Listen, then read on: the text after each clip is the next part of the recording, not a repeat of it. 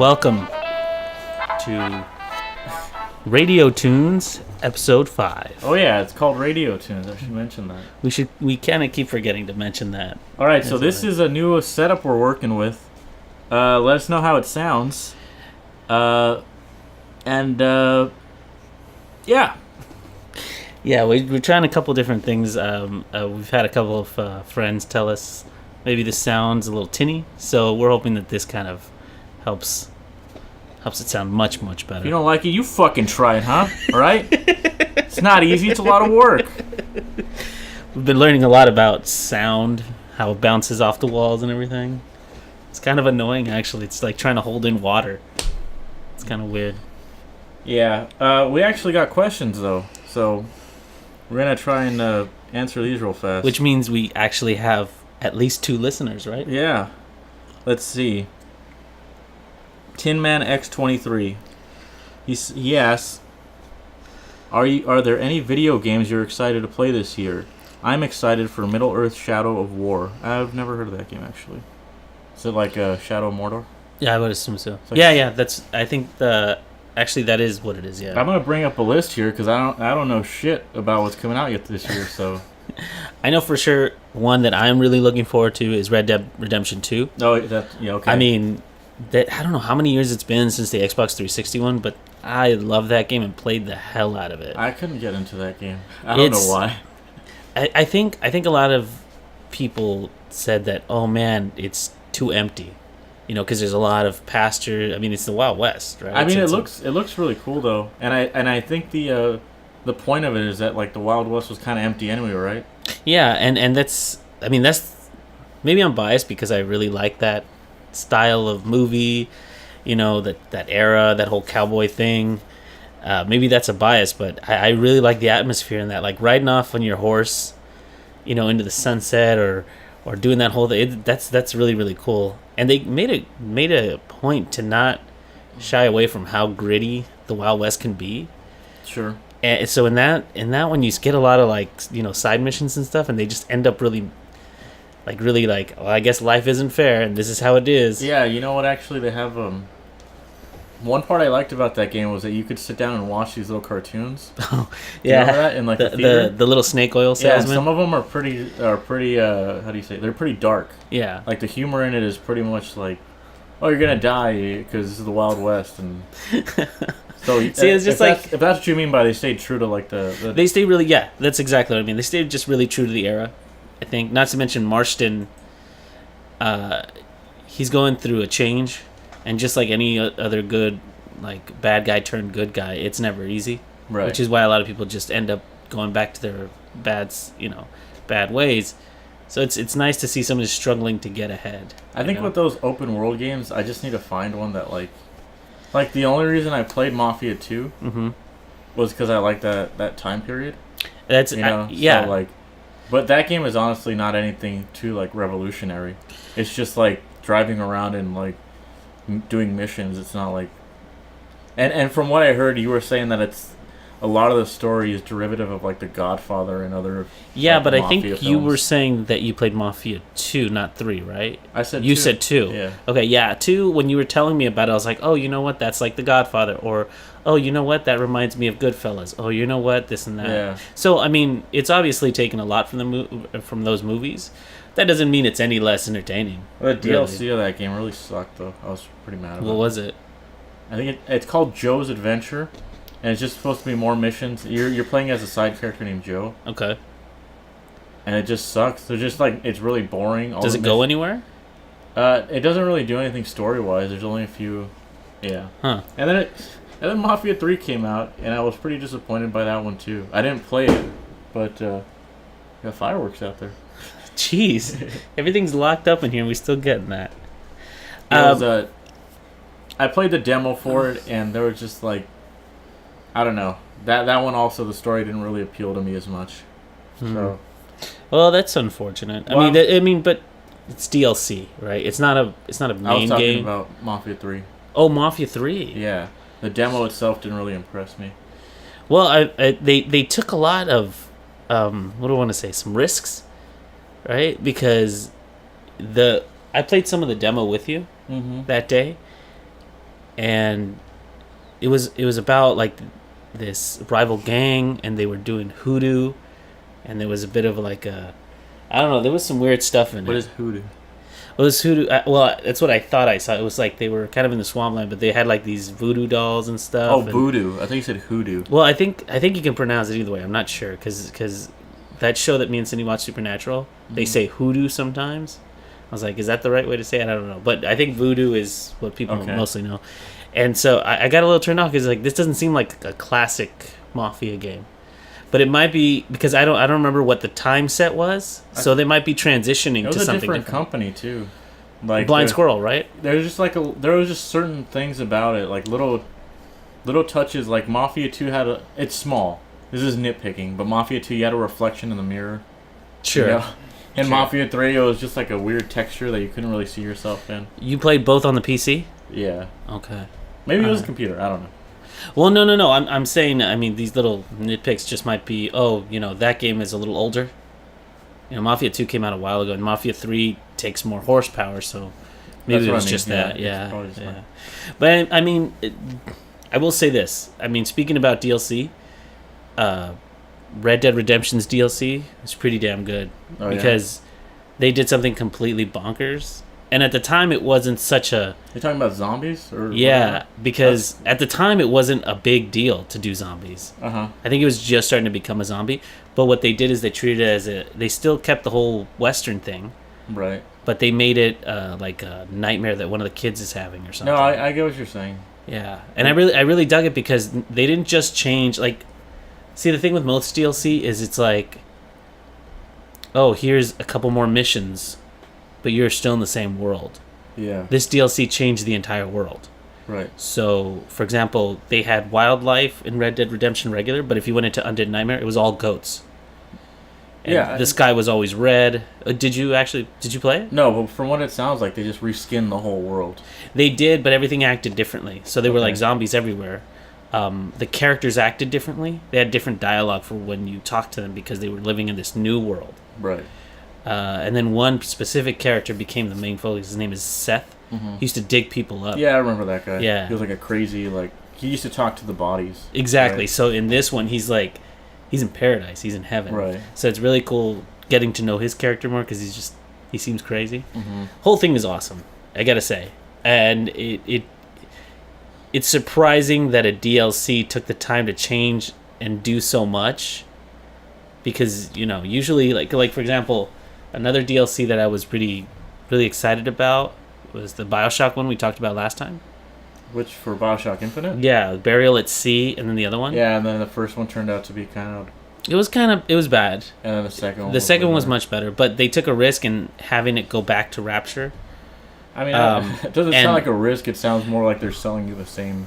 No, yes, but what I'm saying is, like, they went back and did more of that aesthetic. So they built new areas. It wasn't just, here's Booker in the same area doing more missions. Yeah. Which could obviously be done. Like, I know that in Grand Theft Auto, they added more missions, but you're still kind of in the same world. Yeah. And they're just adding, like, that's kind of how now you can do this. DLC is. They don't add any new areas. Nothing at all? No, you're just the same guy. I'm sorry, you're a different guy, but you're in the same map, so that's another reason why I was kind of whatever. You're playing as Joe? Yeah. Is he essential to the story? Yeah, he's like your best friend. Like second in command or your best friend? Oh, okay. Well, like your best friend. I know in that game, or at least from what I played, you have leaders and everything. That's part 3. That's part 3? I'm getting mixed up. Okay, gotcha. All right. I see Cuphead on the list here. Cuphead? You know what's weird? I thought Cuphead came out a long time ago. No, I heard when I first heard about that game, it was like 4 years ago, and I was like, man, this game looks really neat. The animations look fantastic. All the animations done on like paper and stuff. And really? Yeah. Wow. And from what I heard, it was just like they got feedback, and from that feedback, they were just like, all right, well, we're gonna push the game then, and we're gonna add all that stuff that you guys wanted. Wow. Yeah. So they're taking a lot of things into consideration. Has it been really 4 years? It's been a long time. I'm not really sure. But I hope that game comes out on computer too, because right now it's Xbox One exclusive. Ugh. Which doesn't make any sense to me. Yeah. Because it usually comes out when it's on Steam. You can usually get it a little cheaper on Steam. Maybe it will. Remember, Windows said that they had this whole thing where it was like every Xbox game is going to be on Windows. So If it's an Xbox exclusive game like Gears of War, yeah, or like the core franchise game. Yeah, that means that definitely you can play it on your PC because it does that cross-platform thing. Mario Odyssey. That I'm looking forward to. That looks good. And I was looking forward to it when I saw the trailer and before I played Breath of the Wild. Yeah. But now that I've played Breath of the Wild and I've seen how much care they've taken to develop the world of it. Yeah. If they put even half of that into the Mario Odyssey world, I think I'm going to have a blast with that game. I'm really excited. It's just been a long time since we played like a 3D Mario game, so... When's the last one? The last one was... Galaxy 2. Galaxy 2? Well, and that was on the Wii. Nah, if you count 3D World, but 3D World was kind of like... I don't know. It was kind of... Yeah. It was kind of... 3D World was built for 4 people, you know, and... Well, no, it's just... 3D World was... I'm not... Oh, and let me preface it with this. That was a fun game. Yeah. And I played it by myself. I finished the whole thing, even did the like special worlds that you do afterwards. I played it for a while. But... I don't know, it didn't feel like a full... I don't know, it didn't feel like a full-fledged Mario game to me. It had a lot of levels, though. It did have a lot of levels. I just didn't feel like it was full-fledged. I felt like I had more... I don't know if it's fun or what, but that's what I'm talking about. Like Mario Galaxy 2 had like a real story, and it was like finally tuned to be a one-player, single-player experience. Like the platforming and stuff was for one player. 3D World was more like just levels. We got to make these platforms a little bigger because 4 people are going to be trying to like fucking make this jump. You know, like. Well, I mean, it went back to kind of. And I think this was the thought process. They went back to their the best seller, which was Mario 3. It just felt like a Mario 3 game. Yeah. Because I mean, the story was every time you got to the castle, you freed another one of these fairies, and then they opened up the rest of the world. But aside from that, there was no real narrative. That game definitely took elements from like every Mario game. Definitely. It was like the Mario theme park, if you will. You know. Yeah. Like it had things from every single one, and you could almost like play every. Because it has a long jump, I believe. And it does. And the really cool thing is, if you remember how like the first one ended, how you were pushing yourself towards. I mean, it's always the same mission: is to, save the world from Bowser or save the princess from Bowser.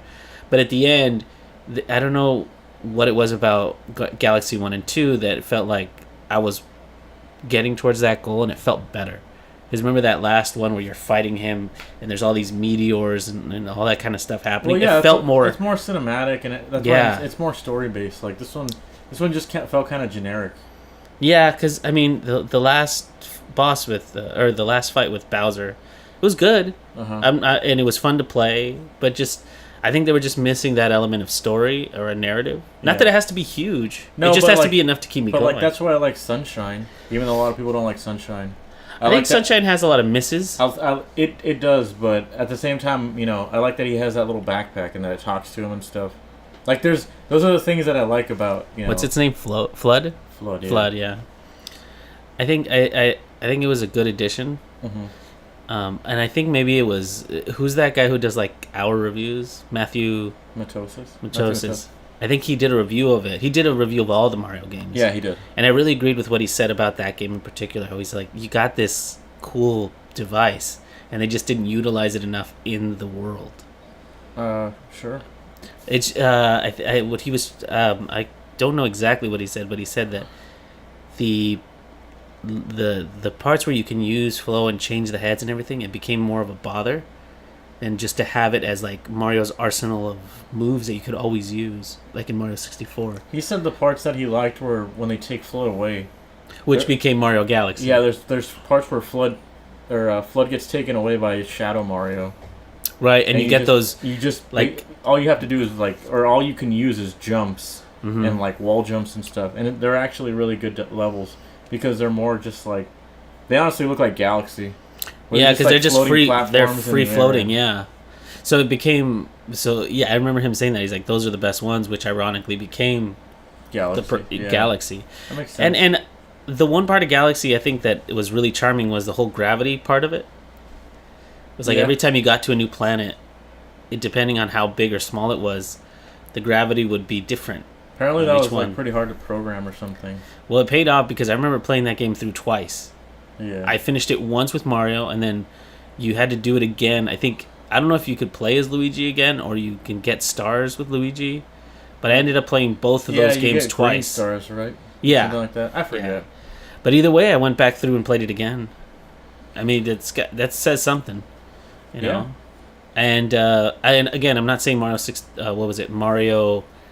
3D World wasn't good, because I went back and played that a couple times, especially because our niece ended up liking it, so I played it with her. Yeah, and our nephew too. Yeah, that's what I mean. It was. I think it's catered more to like a family, or like more people playing. Definitely. It's not really just a one-player type game. Definitely. I mean, okay, so I'm definitely looking forward to that. And then Splatoon 2 is coming out. So. You know why I'm really excited for that game is it was something that happened with Splatoon 1, where the motion controls became better than the actual joystick controls. Like you could aim. That's what some people say. That like. Well, I'm just speaking about, like, for me, I ended up using the Wii Pad more just because it was easier to tilt than it was to move the joystick into a certain position. Uh-huh. And now, because I have the Joy-Cons and I can move one hand freely and have one hand steady, in Breath of the Wild, I'm like super accurate with the arrow just because of that. I was playing the test fire, and I actually couldn't get used to the motion controls. I had to turn them off. I think you should give it a try, because and don't do it with the Joy-Con together. Do them with apart, and just use the one hand to move your gun up and down, and then the other one just for. I was using a Pro controller. Try it with the two separate Joy-Cons. Just give it a try. You should just let me fucking plug a mouse and keyboard. Okay. Well, I don't think they're gonna let you do that, man. I think what's funny is I think they're eventually just gonna let you do that with the Microsoft. People that made Mario Galaxy made Splatoon as well. You could tell by maybe the that's why, because I was gonna say that some of the bosses seem very Mario Galaxy, especially the spider one where you have to climb up its leg. Yeah, the progression of it too. How it's like you hit them twice and then they get angry, and then the third one's like a little bit different. Yeah, they get like super pissed and then they turn red or whatever. Yeah. The one thing I hope they do in Splatoon 2 is I hope they put a little more into the one-player mode, because I think the first one they focused a lot more on the multiplayer, because the multiplayer was super solid. No, you did, but there was definitely a one-player mode. Yeah. And if you finished it, you got like a set of armor to use in the multiplayer. Did you? Yeah. I don't remember actually. Well, if you do that with a certain weapon and then you go back and do it with another weapon, you get more stuff. I remember the final boss was actually pretty cool. The final boss reminded me of the final boss in Jet Set Radio. Because you use like... It's just all these crazy colors and just... Splatoon gives me a very... Jet Grind Radio feel. Yeah. And because it has music and like youth culture and all that stuff, it's very bright and it's very colorful and it's fun. I'm glad that game blew up. I was excited about it when it got announced, just because I was like, hey, the characters look cool and it's something it's like a new franchise from Nintendo. And they're definitely, and I love the little comic. What comic? The comic that came out, I think it was Japan only, but there was a Splatoon comic. I'm sure there's a lot. This one, I know this was... I think you sent it to me. There's so much Splatoon shit, dude. Like, but it's because it's cool, man. It's so versatile. Like, people can put their own style on it. What I'm saying is, in Japan, like, there's a Japanese Splatoon Twitter, and they post all sorts of stuff that you can get over there, but you can't get here. Like, I know they got the water guns. Yeah, they got those little squirt guns. They got like clothing. They got like, almost chains. Everything that you can get in the game. Yeah, like all that clothing stuff, they're starting to just they're just starting to print it out and do it. Crazy. Man, it's really a phenomenon over there, I think. Like, well, it's because I think it's because it's one of those things where you can customize it to fit your style, but the identity of it is really, really strong. You mean the characters? It's like little. Well, you could throw glasses on it. You could do like the hair. Yeah, that was my favorite part. But the great thing is that it all has a certain style to it, so no matter what character you customize or anything, it all still feels like Splatoon. You know what I mean? Yeah. I mean, I know what you mean. Sure. It's all part of the same world. Yeah, and I think that's what's great is that people are liking the world that they built out, even though it's just a plaza, which is why I'm hoping that they put more into the first player mode. or the one player mode. I hope they do a story and it's a little more versatile than just That's what it looked like from the trailer. It did, and I'm hoping that it's not just it's not just trailer cinematics or whatever. Because I really, I mean, we played Zelda pretty hard, and I'm playing Mario Kart now. Which, by the way, I know we talked about Mario Kart already, but I've been playing it at the office lately. Do you know those little add-ons that they put on where like you can have auto go? Yeah. I love that thing now. Why? Because it's like my fingers used to get pretty like messed up just holding down the A button and everything. I just leave it on now and it's fantastic. Okay. And then 200cc is ridiculous. Like I didn't think it would be that bad, but it is a whole different world. Yeah, it was. I remember when they added it, everyone was like, "It's too fucking fast. We don't like it." It's too fast. Like I end up using the brake a lot more. Yeah. But okay, so I know for a fact they're doing a new Marvel versus Capcom. Yeah, it looks pretty bad to me. It looks bad, but it kind of the speed and the way it looks, it's still kind of like I haven't gotten my hands on it. Everyone's saying it looks like a cell phone game, and to be honest, it kind of does. It doesn't really. It looks like all those Facebook games that I've been seeing on my. I just don't like it. It doesn't have an art style. It just looks like they're trying to go for realistic graphics, and you were telling me the whole thing about comic book and movie, right? Hawkeye is like Hawkeye in the new Marvel versus Infinite. Sorry, versus Infinite. Marvel vs. Capcom Infinite. Hawkeye is like the actor, or he looks like the one from the movie. Jeremy. I don't know what the fuck his name is, but the guy in the movie. Yeah. And like in Marvel vs. Capcom 3, it was like a comic book rendition of him, and it had like this cool like inky looking like shading on him, and yeah, kind of like in Jet Set Radio where it had like an outline. It just had like an art style. Like this new one is kind of like I think it's the same thing with Street Fighter 5. I'm like it doesn't really have an art style to me, and I think that's why it kind of looks weird. It doesn't look. I don't know. I mean, is it? To me,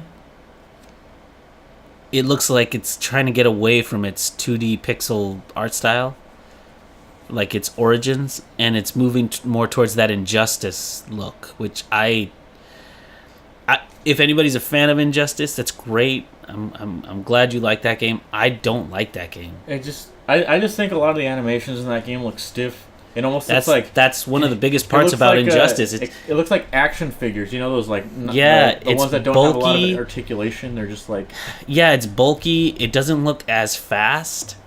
I mean, some of the greatest things about 2D animation as opposed to 3D animation is the ability to blur something to make it look even faster. Like smearing, almost like smearing. And the problem with a 3D model and how they're building it. Everything looks a little bulky. Well, you know like what? Overwatch uses smear frames.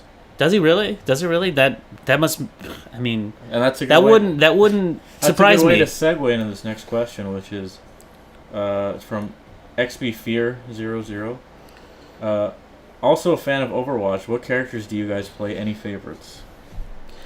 Well, I haven't played in a while, but my well, Ernie never plays. Okay, so I already told you I have a kid, so it's, my always favorite was McCree starting out, but I think I moved away from him because he's a great character. You have to be a really good shot with him. Yeah, he doesn't have a lot of like besides his flashbang, he doesn't have a lot of like gimmicky things. He's pretty straightforward. All his whole deal is his gun. Like if you get those like 4 or 5 shots, take somebody out. But the flashbang, the dodge, and for the most part, flashbang and then double headshot, yeah, kills like pretty much any attack character. So he's good. You just have to be a really good shot. And then you kind of have to wait for his high noon. But in high noon, you kind of have to get up. High noon's kind of random. His ult is kind of it is. But when like if you don't combo it, it's kind of like. I know, I always feel like I have to get somewhere where I can see everybody, so it's always like this positioning game that I have to play, where I have to get up somewhere and make sure that I'm nowhere where somebody can see me to like shoot flank me. Them. Yeah, but El Dorado has a really good spot like that. Everyone goes to. Yeah, I think that's where he does the best. What about you? Who did you start with? the character I started with was Torbjorn. Okay. Because I liked his turrets, and no one could deal with turrets when the game first came out. It was like no one knew how to focus their fire on one character or something. It was really easy to just like go in a quick play, pick Torb, and then people didn't know how to deal with your turret, and then you win. You know. Yeah, there's a system of upgrading. I don't really play him, but there's a system of upgrading them and maintaining them, kind of like repair, and then doing all that stuff. And I don't think a lot of people want to take the time to do that. No, I mean against him. Like, people would just run into my turret and die. Yeah. No, I get that. I'm just saying the other half of it is, like, you have to set up your turret in kind of a nice spot. Make sure you repair it. I think people don't want to deal with that. I ended up... when we were playing together, I remember, like, when you would set that up, I thought, like, you know what? I should just guard the turret. Just guard the turret. It's a good strategy. Like, yeah, it is. Like, if you have a Rhine, just stand there. Yeah, exactly. Not to mention, when the game first came out, you could hero stack, so you could have duplicates of the same character on Steam. I remember that. So, like, 2 people would play Torben, and you're like, you're fucking done. That's it, dude. It was really funny. You're not getting in here. One of my old bosses, Shannon, he went to PDX Land, and he was playing Overwatch, and then he ended up playing the robot guy's name is Bastion. Yeah, the turret guy. Yeah, and he ended up in a team where everybody was just Bastion. Oh yeah. And it was so funny. They pretty much sweeped their whole section, and I thought it was really funny because at the end of it, it was just a whole row of Bastions, and he had that as his cover photo on his Facebook for a long time. Oh, you mean just like the win pose at the end? Yeah, exactly. It was just all Bastions. I was like, they shouldn't let you do that anymore. Bastion got nerfed pretty hard though, so he's not as good anymore. No, the last time I played, which was I think a little before or during Halloween, I think that's the last time I played. Oh yeah. I was playing Mercy. I was playing Mercy and I was playing Reinhardt a lot. I love how they do those events. Everything's all those skins and things that are free. It's like it's the best $40 I ever spent. Okay, but so I started with Torb. Yeah. And then I started playing Pharah. I was moving around a lot. Basically, my top 5 right now, number 1 is D.Va. D.Va's my number 1 most played. Mm-hmm. And then it's McCree, Hanzo, and Reinhardt. So, and then who's my 5th? I think my 5th is Anna. Anna? Yeah. What is it you like? She was the second to last one that they added, right? The newest one is going to be that robot thing. What's it called? They already added Orisa. Orisa? Yeah, okay. I remember when they added... Anna? No, actually, it isn't Anna. I went to BlizzCon. I should know this. Anna's the first character there. Yeah, and then they added... Sombra. Sombra. That's who it was. You know what's funny is, you think I'd remember it because I went to BlizzCon. And you saw the... And I saw the whole thing where it interrupted the guy's speech. Man, how did it... That has to be, like, the best way to advertise a game is, like, these cutscenes, these, like... Not these cutscenes. They're like little short films that they make for almost every character. These little Pixar type movies. Yeah, they're so awesome. They really hype you up and make you want to play. The 76 one was my favorite one. That was pretty cool. And it's funny they did one for a character that was already in the game. They do that for that's how they were doing them at first. Sombra was the only new character actually that got one, I think. Bastion was already in the game. No, he was the one right before 76, right? I don't know. I don't know what timeline it was. Regardless, I think it's because they're all kind of shrouded in mystery, and they've been slowly rolling out their stories, which makes you like them even more. Yeah. I gotta tell you, when I went to BlizzCon, there's like every other person had a jacket of 76. Oh, really? Yeah, they just had those jackets freaking everywhere. I gotta say, the way they've rolled out everything, it's like brilliant. They must have strategized this thing for like 2 or 3 years. Yeah, I like how they keep like content coming pretty frequently throughout the year. Like, it hasn't really gotten boring to me just because they're constantly adding stuff. Like, since the game came out, they added like that arcade mode that has like 3v3, 1v1, and like not to mention like the events like Halloween, Christmas, and summer and all that stuff. Like, the Summer Games ones, that's the one where they added the Rocket League type of game, right? Yeah, I didn't really play it. I didn't really like it. I played it once, and I was like, this is just Rocket League. I don't want to play this. But I did enjoy the costumes. I thought that was pretty cool. Yeah. But the Halloween one was better because it went into that whole... Like, I used to play Invasion a lot, and I forget what the mode was called in Team Fortress 2. It was like an endless barrage of things coming at you, and you kind of had to just set up your defenses. So I like that mode. I haven't played this new one. How's the new one? You're talking about like waves and stuff? Yeah. Yeah. Yeah. How's this new one? The last one that they did was the Uprising. Yeah, how has that been? It was great. I liked it. It was the like they had like a horde mode kind of thing. Mm-hmm. Those are my favorites. Which is like whatever. It was. I mean, whatever. It's fine. I actually love horde mode, but I think those are the funnest. The skins I think were some of the best skins they've made. They had like they were basically skins of like characters when they first joined Overwatch. Mm-hmm. Like Tracer had like a blue one where she has a. She looks like a stewardess. Yeah, and then like Mercy had like a different haircut. Reinhardt doesn't have his helmet on. Yeah, and he's blue. Yeah. And yeah, it's a lot of attention. Since I didn't play it, why is like for example Reaper and McCree are in black? Well, Reaper already had that skin. Okay, but why did they show off Reaper and McCree? McCree and Reaper and other people are part of Blackwatch, so they were black, and they're like a different, they're like a separate organism or something. Okay, but were they bad guys? There were supposed to be bad guys in this? I actually don't know. I thought they would have explained it in the game. I'm sure they do. They have little descriptions for every skin, but I just bought the skin and I was like, I'm done. You actually bought it? Like you threw down money for it? You have in-game money. Oh, okay, gotcha. Yeah. Well, because I've seen a lot of people that are like, okay, no more buying skins for Overwatch, and then they send each other text messages like, you got 40 loot boxes for like, God. Does it feel like people buy those fucking loot boxes, dude? I've broken down and I've been like, all right, fuck it, I'll buy like 5, and then I get nothing. It's like all duplicates, and I'm like, I'm never buying these boxes again. It'll rip off. That's what I mean. I feel like Overwatch has done a good job of making those microtransactions not as invasive as other games. Sure. Other games, for example, I know I keep bringing it up, but that Yu-Gi-Oh! Duel Links game I played, it's so tempting to buy a pack of cards in that game. But every time I'm like, no, I'm not going to spend money on fake cards. Because I have these cards in real life. I'm not going to pay to have them again. Yeah. But that for example, game has in-game currency too as well, right?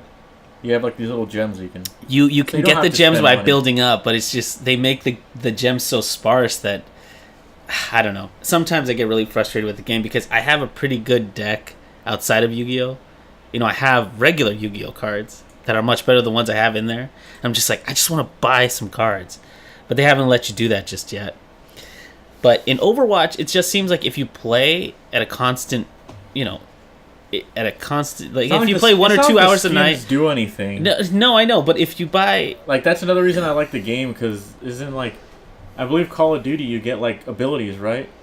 I'm the wrong person to ask about Call of Duty. I fell off of Call of Duty a long time ago. You got like abilities. I remember you got like one where you could drop a grenade when you died. Yeah, but those you couldn't buy, if I remember correctly. Oh, you earned them through gameplay. Oh, okay. But still, again, that's what I mean, like, again, I haven't played Black Ops 2 or Black Ops 1. I haven't played Advanced Warfighter or whatever the new ones have been. Our nephew plays it all the time. Yeah, He'd probably be the one to ask, but it would not surprise me if it was like, hey, pay $20 and you get like the ability to kick walls in. Play to win. Yeah, exactly. Pay to win. That's what it is. I don't like that model, and that's why I feel like Overwatch did a really good job of not, being intrusive. Because as long as you keep playing, you can buy stuff. So it's either your time or cosmetic things that don't really do anything. Yeah, and so it's either your time or your money. You can choose to do either. And you're right. The costumes don't do anything. They just make you look cool. They have such variety too, man. Like, but I hate to keep dwelling on this, but I like Overwatch because even if you get tired of playing one character, you can just move on to another one. In game. And they're in game. But I'm saying like overall. No, but like you get tired of one character, you start playing somebody else, and like. Yeah. I start liking other characters. Like I can play like the whole cast, but it's just so cool that there's so much. I like that versatility there, like in the. Yeah, no. Characters. I think that playing that game is really great because not only do you get to fill a role in your team, like if there's too many of one person, you automatically get pushed into somebody else, so that forces you to play every character depending on like the amount of people you're playing with, and like who's picking who. Yeah. So eventually it'll say like, hey, we need support characters or something else. That's why I started playing Anna, because I don't really like healing, Right. but Anna's like a really good. How would I say? She's a Support. very exciting healer to play. Oh, because you can shoot him. You always have to. You have to have good aim, and like it's always exciting to like heal somebody right before they're gonna die because it's like a shot. It's like a good. It's like a clutch shot. It's not just like pointing with Mercy's staff and. I think that's why I like playing Mercy, but I feel like Reinhardt is the person I end up being the most, because I'm not as good. I'm not good enough to play. I think a really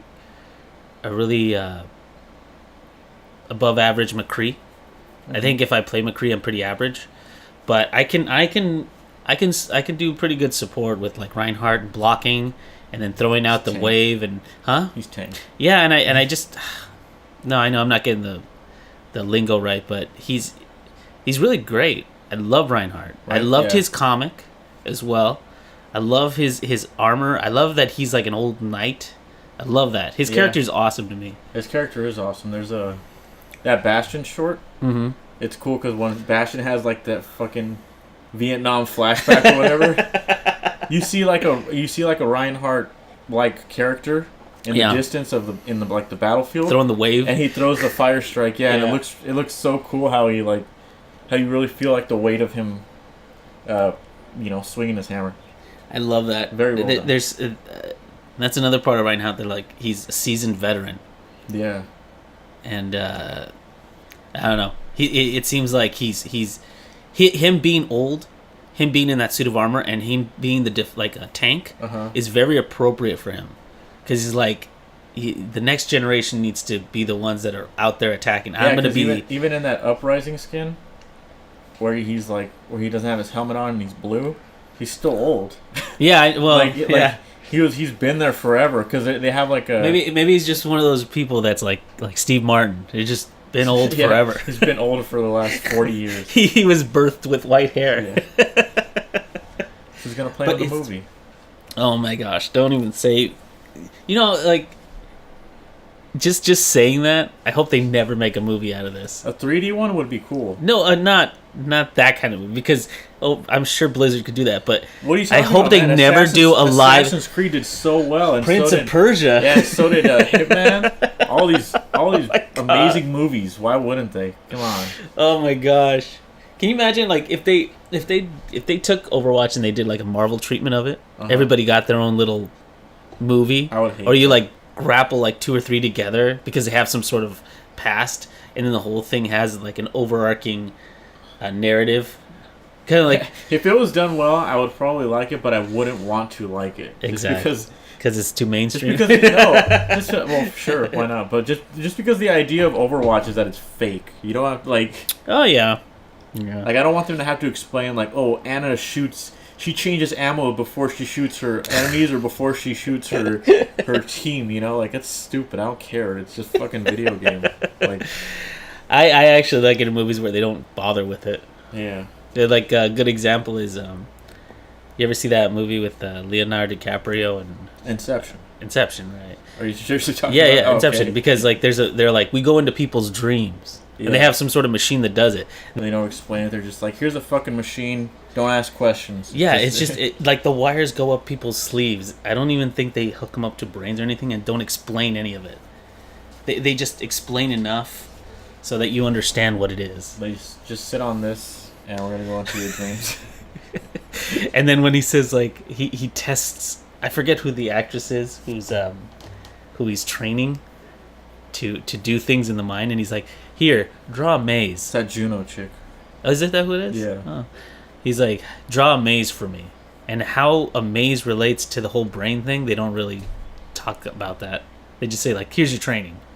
Okay? Yeah. That's enough. Let's go. All right, Let's get into spinning some totems. We have one more question. So, it says, Ernie, I was wondering if you had the desire to go into a graphic design field when you were going to school. Did you imagine yourself in another field like character design? How did your guys' ideas of what you wanted evolve over the years? Also, what kind of environment do you guys like to create, and do you listen to music or something, or just completely shut off from everything altogether? Are there kinds of things that throw you off from work and you have to step away from your work? It's from Harusame. It's a lot. That's a lot of questions. Yeah, it was once. really long. It was really long. In terms of how I got to where I am right now, being graphic design, it's a little cliche because I kind of fell into it. Right. Went to Cal State Fullerton to study animation. Okay. Which I did a lot of animation, and I can still do animation.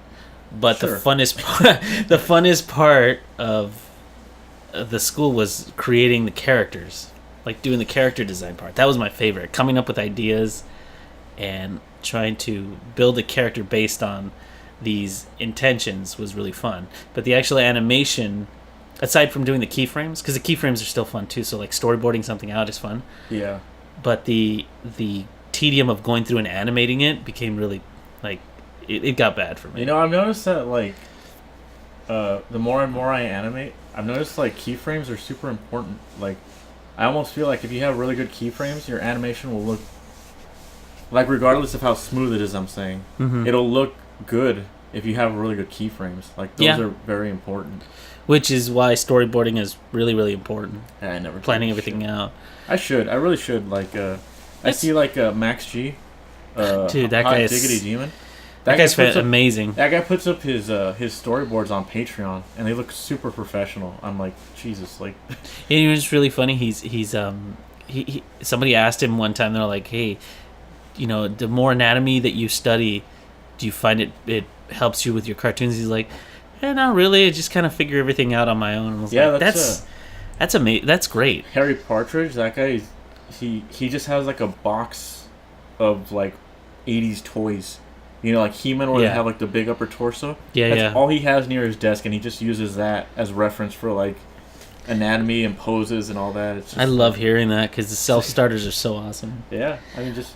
And so going from that part to figuring out that I wasn't really great at animation, I was like, okay, I'm going to focus on character design.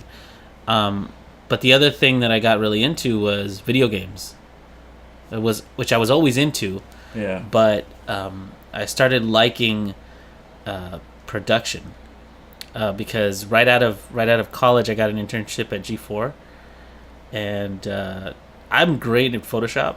Like I don't brag too much about myself, but I'm really great at Photoshop. Okay.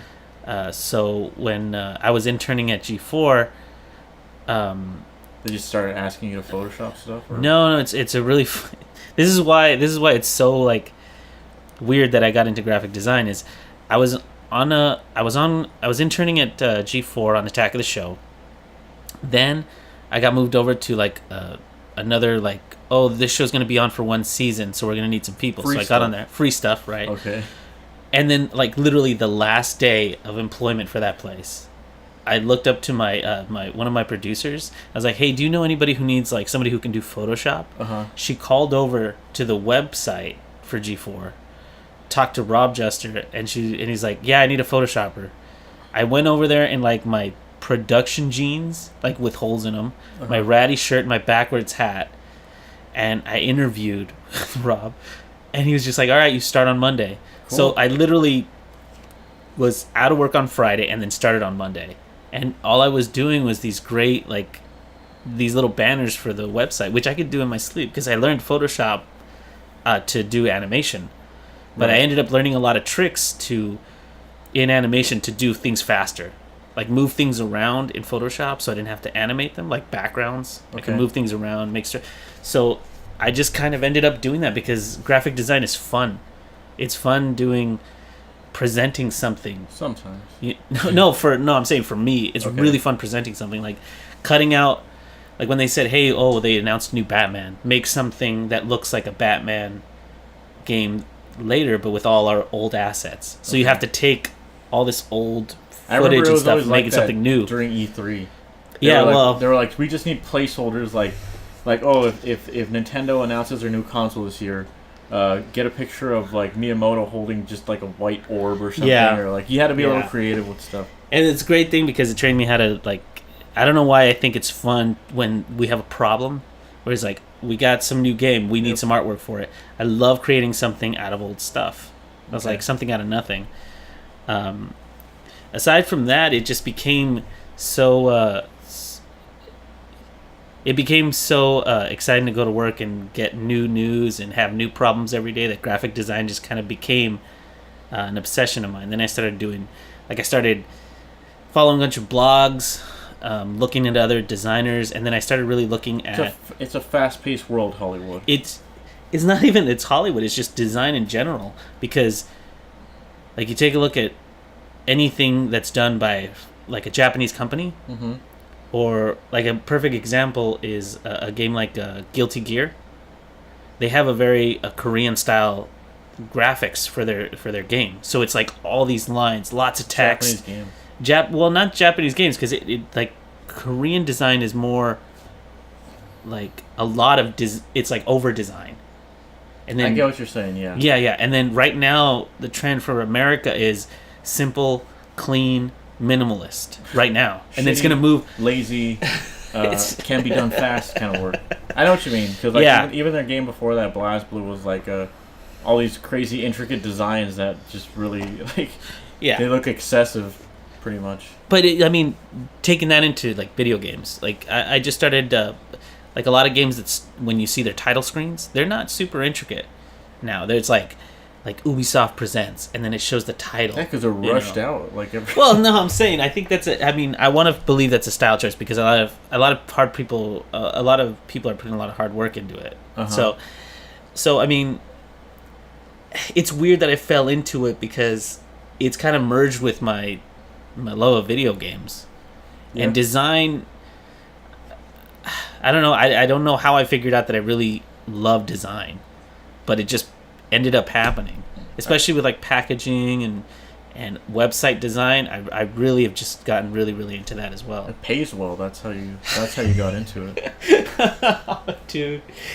Yeah, it does pay really well. I gotta be admit. And you know what's great is most people, when they go into graphic design, they go into freelance. And freelance is super exciting, too, because you get to work with a lot of different companies. Like, I worked for people like Snapchat, Sony, Microsoft. And you get to say that you worked for them. It's not only that you get to say that you worked for them, but you get a little peek into, like, some hush stuff, you know? Sure. I worked in, like, when I worked for Sony, I was doing stuff for Uncharted. Okay. And I got to see a lot of the DLC that they were going to bring out. So, it's fun. Because you get kind of new, most jobs you have to do the same thing every day. Yeah, I know what you mean. Because when I remember when I was working there, even though it was like, it wasn't always working on stuff that I liked, like it was some shitty video game or something. Mm-hmm. I was like, at least it's still video games. I'd rather be doing this than like some of my later jobs, So, like, I don't know. Does that mean you didn't enjoy Esquire at all? I like the people, but the subject matter, right? I'm not really. Yeah, it's not really me, But I didn't go to college, so I just. Well, you've been doing a lot more animation in drawings. Sure. What? I remember you were just one day you were just like, I'm working at G4 now. I'm gonna get you an internship. You're gonna go down there, and we're just gonna see what happens. And I was just like, okay, like.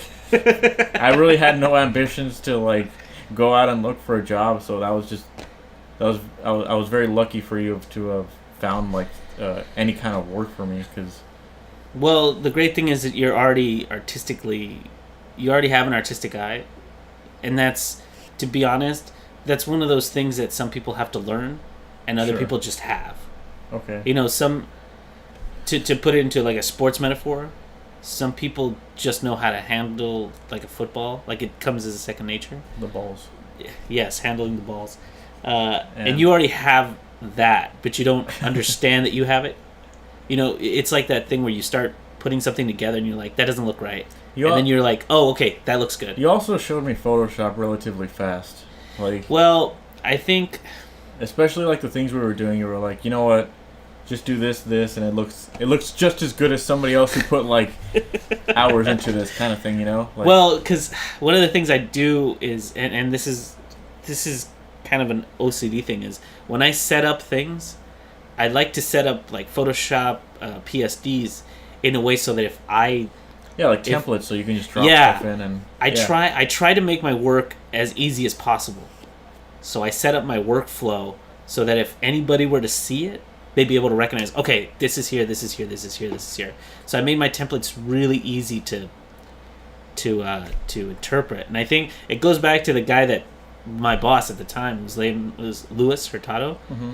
The guy was, at points, he was like a slave driver, Mm-hmm. but he was one of those teachers that when he just had no tolerance for, like, dude, I already taught you this, you should be able to do it, like, faster. Mm-hmm. You know, if you already know it, do it faster. And he was always pushing me to find a faster way to do something. Right. You know, speed was a big focus for him, and I think it translated really well into what I do now. Just always improving and stuff like that, right? Yeah. I mean, and the second part of his question kind of feeds into that. He's like, creatively, what kind of space do you like to be in? Yeah, what environment, what do you do to get into, like, a creative mood and get the workflow going? I think that comes, for me, I think we work differently. Because for me, it's having something already in place. So I don't have to do too much of that work. Uh-huh. But right now, you've been doing animations, and that's a whole other beast. If you would have asked me, like, a year ago, I would have said, like, music. I always need music on Mm-hmm. when I'm doing this. But I don't know. Lately, it's just been, like, I just put on fucking podcast or, like, you know, Let's Play. Just people talking. I don't know why that seems to, like it helps me work more than music, because music lately has been really distracting to me. So I don't know what it is, you know. It kind of depends on what it is too. If it's animation, I definitely want just people talking. It's not too distracting. But if I'm, like, working on a drawing, you know, and let's say I just want to be more inspired, yeah, I'll put on music and listen to music. But coffee always helps as well. Well, Lots of coffee. I think that's true for a lot of people. Coffee. When you get down to working, Uh-huh. do you start with paper and then move to your computer, or do you tend to do one or the other? Just whatever's closest. If I'm laying in my bed, I have, like, a sketch pad that I'll just, you know, I'll pick up and I'll just draw whatever. A lot of what I've been doing lately, actually, is because when I'm doing animations, like right now I'm working on a cartoon. Yeah, I'm working on a cartoon. They just take forever. Yeah. Trust me. They take forever. That's very kind of you. Thank you. It just, I don't get to work on, like, illustrations as much. So I'll just put on a show. Like right now I'm watching Boardwalk Empire, Mm-hmm. and just the characters that come up on the screen, I'll try to do a quick sketch of them or something really fast. Mm-hmm. And then I'll move on to the next character, you know. Just like poses or like faces or something. Just so I can, you know, not get rusty. You know, just constantly trying to draw and producing stuff, you know. And when you sit down to do an animation, that's a little more involved, right? Because whenever I see you animating, you're always at the computer. You're never just sketching out on a pad or anything. No, but that's what I mean. Like if I wasn't working on a cartoon, I would be, like, working on an illustration at my computer, you know, like fine tuning some picture or whatever. But since when I'm at my computer now, I'm just doing a cartoon.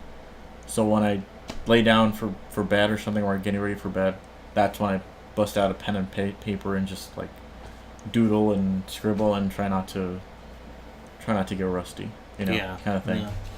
In terms of your animations, where do you get those ideas for the animations?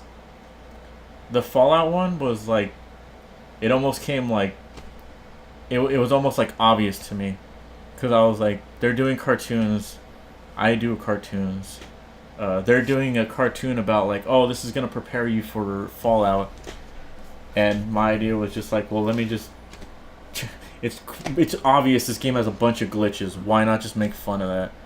And I mean, that's why I think that one works so well. Like that one got a lot of views because it's a very good idea. You know, conceptually, I mean, like it works very well.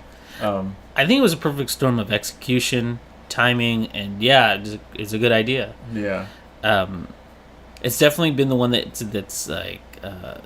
I think that's your... Well, because Kotaku posted it on their website. No, I understand, but correct me if I'm wrong. Is that your longest cartoon? Yeah, I think so, actually. Yeah, because that had everything in it. The Zelda one's pretty long, too. The Zelda one only took me 8 days. But mostly, like, I don't really like how it turned out. It's kind kind of rough around the edges, but it was only because I was like, you know what, I just why is it the one that I voiced a character in? You voiced the one the other ones too, I think. I only voiced one other one, which is the Tron Bon one. Did you? Where that was the only other one.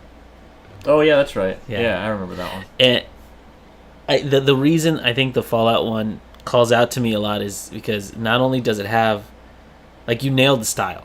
Okay. It's very, like, you were able to take their style, and it wasn't exactly their style, but you were able to do it in your own way. Yeah. And it had backgrounds, and it had the whole nine. You know, some of your some of the early Street Fighter, Marvel vs. Capcom ones just kind of had like the backgrounds, you know, they're little quick ones. Yeah. But this one, it showed that you put a lot of time and effort into it. Yeah. And by the way, that one took forever. How did you motivate yourself to keep working on it? I think my schedule while I was doing that cartoon was like, I would wake up and play Fallout. I would wake up like at 7 in the morning and drink coffee and play Fallout till like 9 or 10. Mm-hmm. And then that's when I would start working on the cartoon because I was kind of like in a Fallout mood, you know. Yeah. And I would honestly just like try and glitch the game or look for like consistent glitches in that game, which there's plenty of. So, well, yeah. So wait, so when you were doing the game, or when you would play the game, find some inspiration, and then do the next scene, or did you kind of already have it all planned out? I kind of had it already like laid out. You know, like I said, for the most part, I was just like keyframing, you know, trying to get good keyframes down and then animating in betweens. But like, I don't know. I almost feel like that cartoon was lucky the way it came out. Like, no, I don't agree with that. I think it was a lot of hard work. It was very like even the way it wraps up, I'm very happy with how it wrapped up with like the globe hitting him in the face. Like that was a really nice touch at the end. Yeah, you know why too? Because I was able to like some of my favorite cartoons when I was little was those Goofy cartoons where there was like a narrator explaining like what he does. You know. The exercise one is my favorite one. Yeah, or like they just did a recent one too where he's like putting together a home theater system. Yeah, and that was really good. And I was just like, cool, I'm able to do something like that, but like, you know, with Fallout or, you know, like, and I think that's why I was a little more motivated to do that. Like it's something I could, also I didn't have to work with a lot of like voice actors. It was just me doing the narrations. Yeah. Like usually I have to struggle with like, how am I going to sound like this person or how am I going to get this character's voice, you know? Mm-hmm. And this one was just, I'll just narrate it and that's it. So, you know.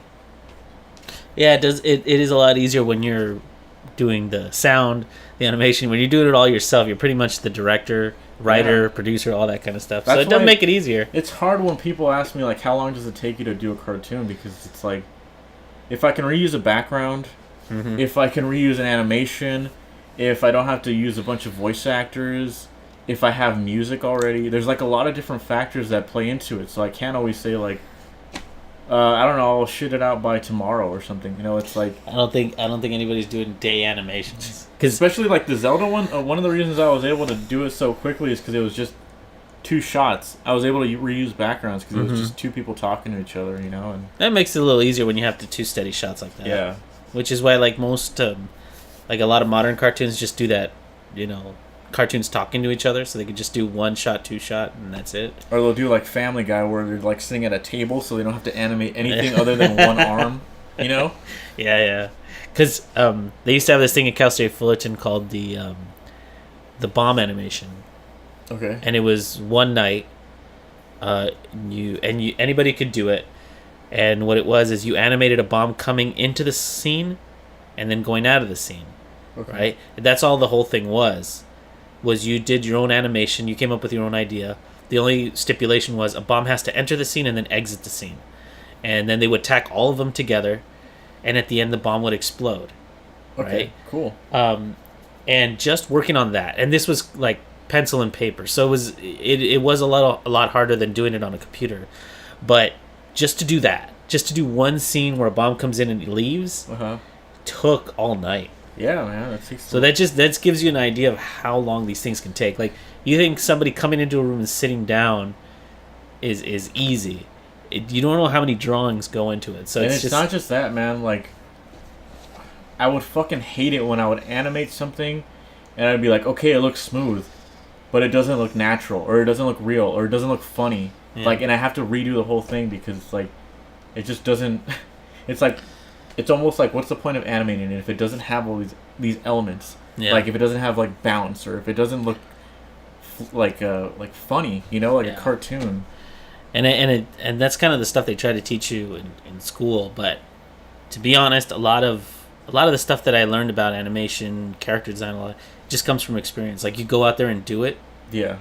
And it's a slower process because they give you all the tools there to learn it faster, and you do kind of have it. But as soon as you start using it in real world, jobs and everything, it all clicks together. And I think that's why your animations have gotten like so much better even in the last year. Like it's gotten better just because you're doing it more. Sure.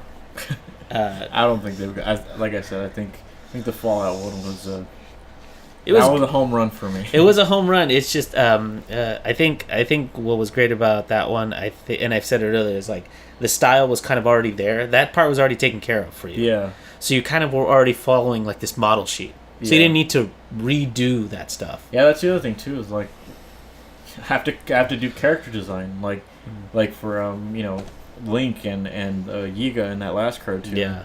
I had to make a character design that was easy for me to animate. That didn't fucking make me want to shoot my brains out. And I think it's cool that we're doing this podcast because we got like the little cartoon versions of ourselves. Yeah. I think it's cool to do that because it shows how, like, you did a version of them and I did our version, and we've kind of merged the two ideas together. Uh-huh. I think they're coming out really, really great. Yeah. Even the graphics, I enjoy doing the graphics and stuff. The logo for Radio Toons and all that. I really like how it came out. Yeah. Very like old school Merry Melodies, very Looney Tunes kind of thing. Yeah, that's what I was going for. Yeah. So, see, that's by the way, that's the way that graphic design. That's the things that I like about it. Yeah. Like that kind of part where you get to package something together and make the whole thing like a theme. Yeah, it's cool. I like doing that. I love doing that. It definitely all follows a theme. The end slate, I'm really happy with the end slate too. I like the cursive. Yeah. That was my favorite part of that one. Yeah. I wanted, initially I was like, it should say like that's all, folks. Uh-huh. That's kind of the idea behind that. I'm really, really glad how I really like how that came out. So, thank you guys so much for the questions. Yeah, that was cool. Managed to take up an entire episode, so I'm glad. Did it really? Yeah. So time kind of flies.